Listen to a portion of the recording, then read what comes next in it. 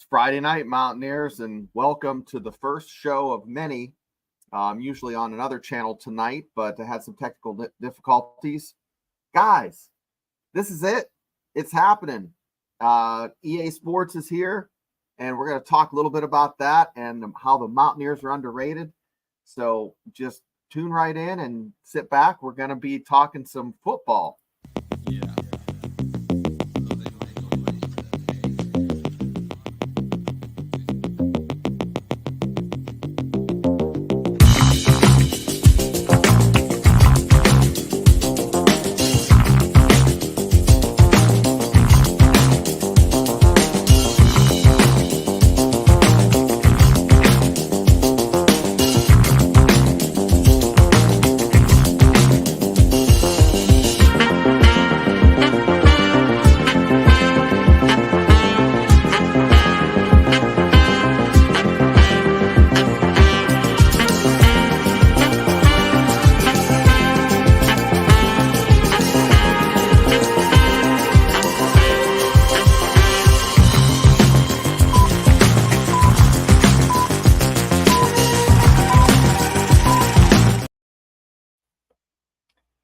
Well, guys, EA Sports, after over a 10-year hiatus, has come out with a college football game. I'm not a big gamer, but for 2 minutes,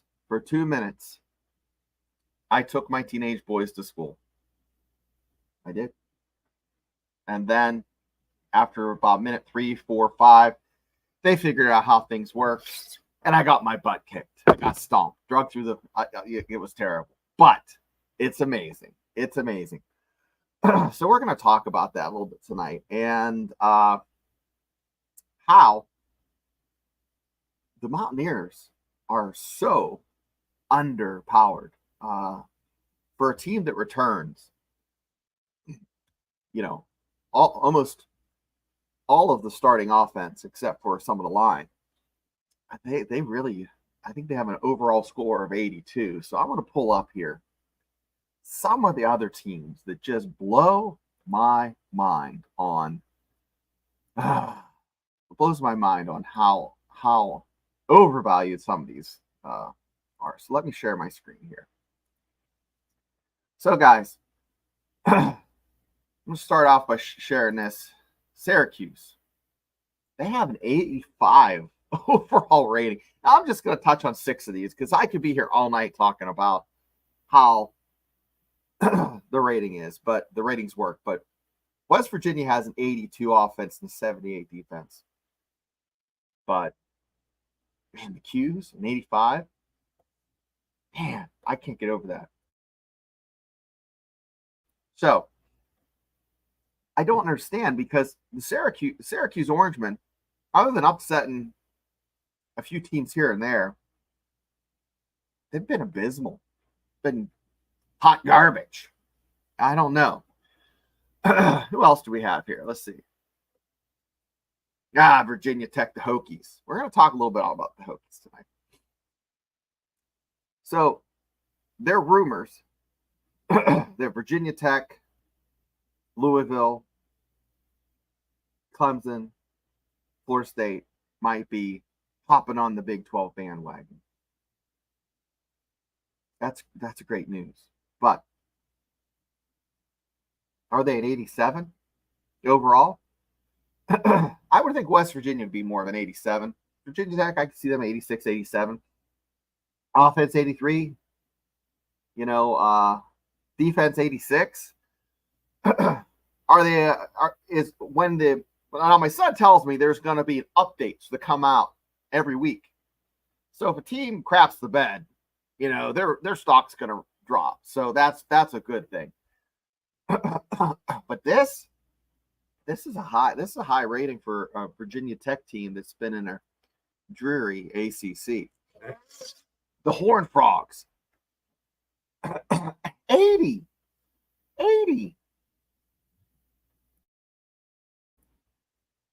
Man,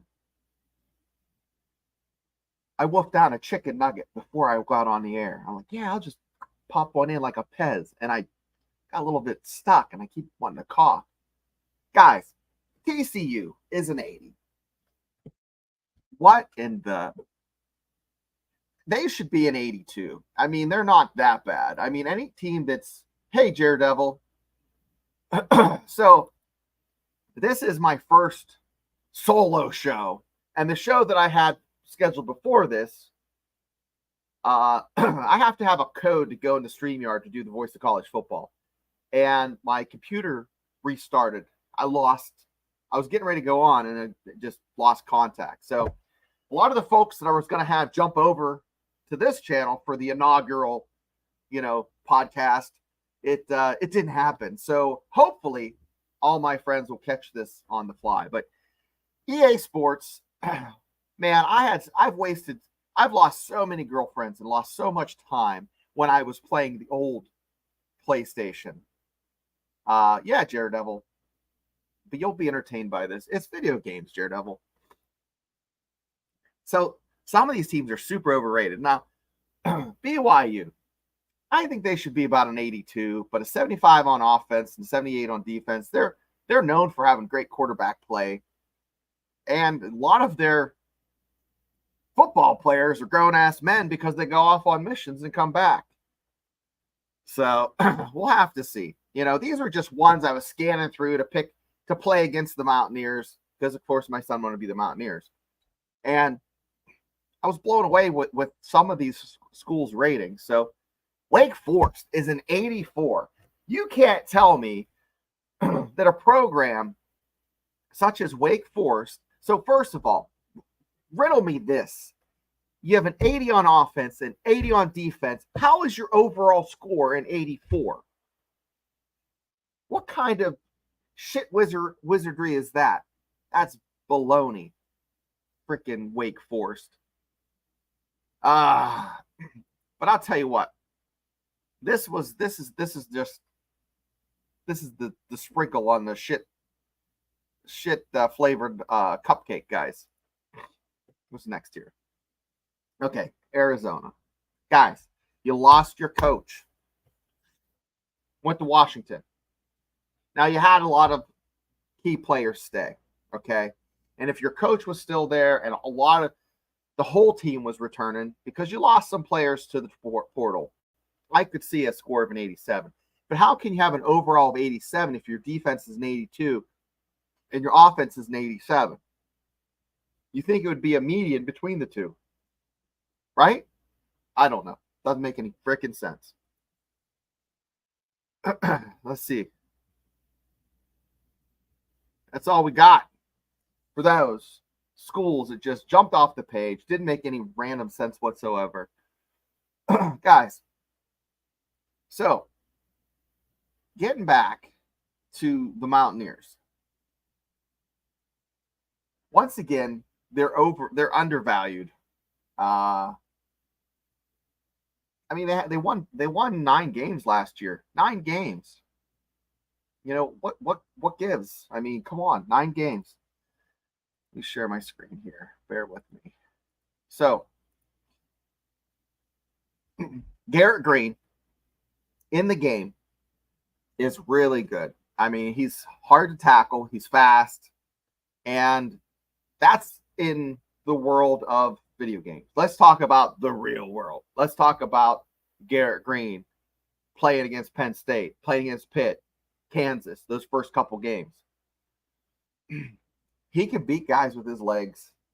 And in the offseason, the coach is telling us that he's been, going to the Manning Brothers Passing Academy. So, if he has it between the ears, he has the legs, make good decisions. Last year, he had that penalty that lost him a game. But, big but, Nico Marchiol is the backup. He's not that bad of a ball player himself. So there's not much of a drop-off between 1 and 2. Now, if the Mountaineers, and that's a big if, okay? Big if. They beat Penn State. And they can. If they beat Penn State, that would be the best scenario for the Big 12. Right now, as the Big 12 sits, the Big 12 is sitting pretty, guys. And the show we were going to have an hour ago, I'm going to do a show, and it's going to be called, basically the Big 12 is going to be at the big boy table. Remember at Thanksgiving, you had the younger cousins and kids sitting at the cardboard table, and then the grown people sat there.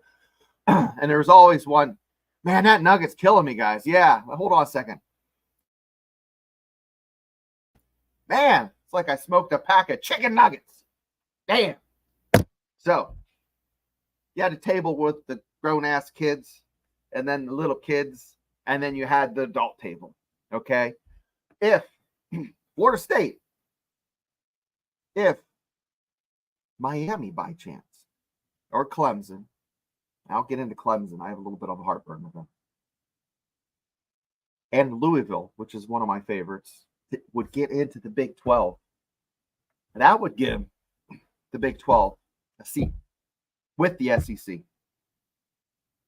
and the Big 10 at the big boy table, at the adult table. That's what Brent Yormark is trying to do. So he has the money now.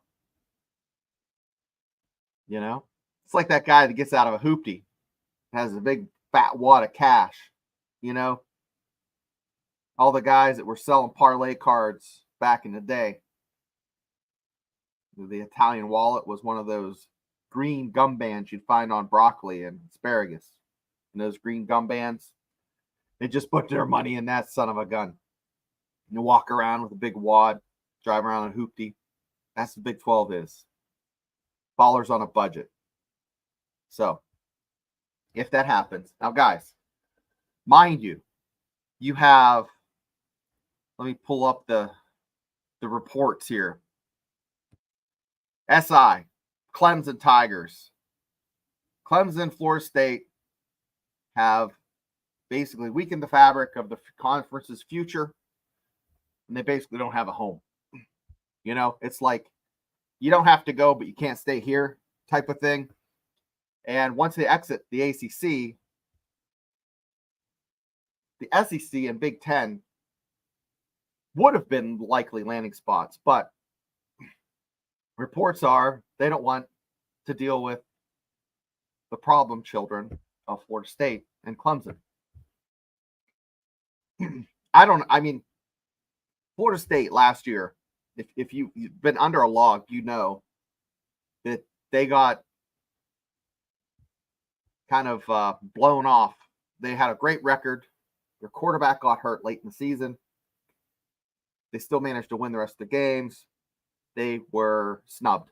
Didn't get into the playoffs, okay? Should have.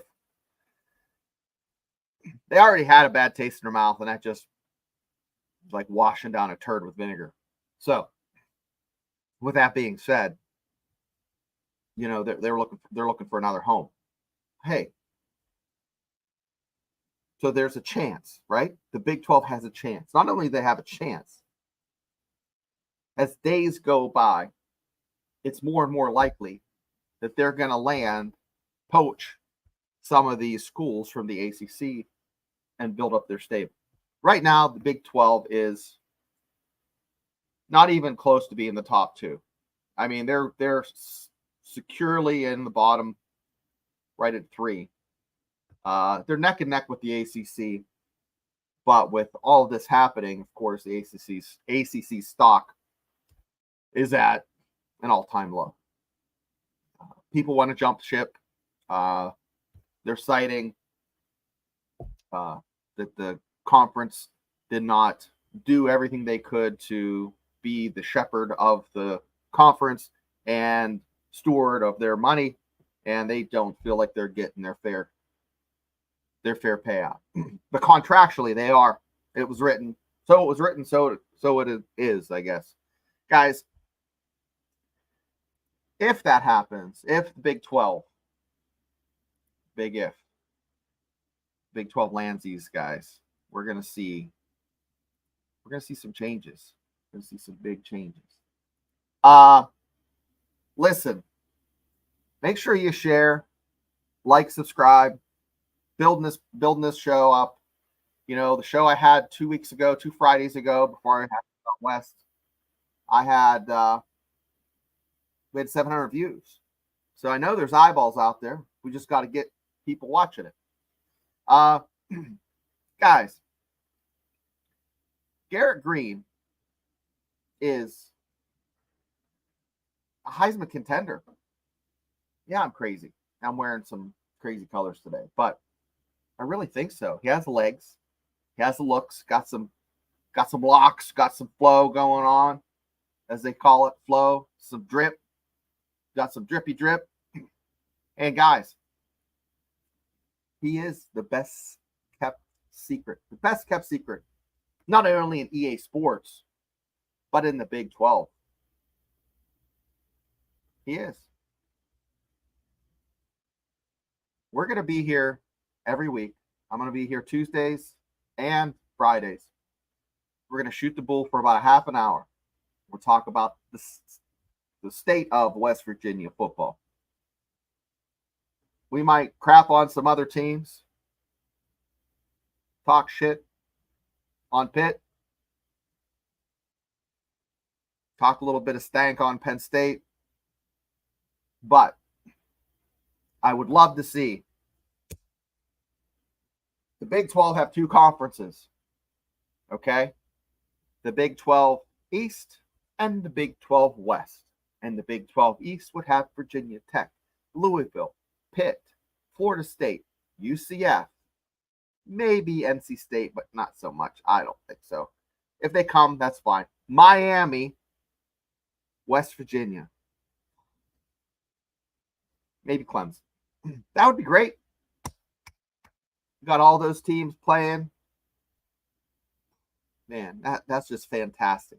And then out west, you have Baylor, Texas Tech, Iowa State, Colorado, Kansas, Kansas State, Utah, BYU, Arizona, Arizona State, Houston.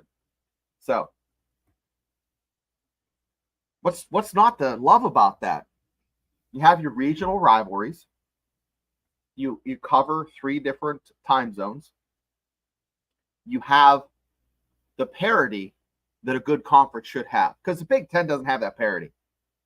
They have Ohio State, which last night we talked to Kristen and Brian Roberts, whose son is going to be a freshman at Ohio State, and their oldest boy is a senior at Oklahoma, both tight ends. We talked with them about the recruiting. And guys, they were very candid. They said there's a difference between the haves and the have-nots. And when you go into a recruiting trip, you know right on if they're sincere. If they're sincere, you know right on. If they're not, you get kind of that icky feeling. But that drip, those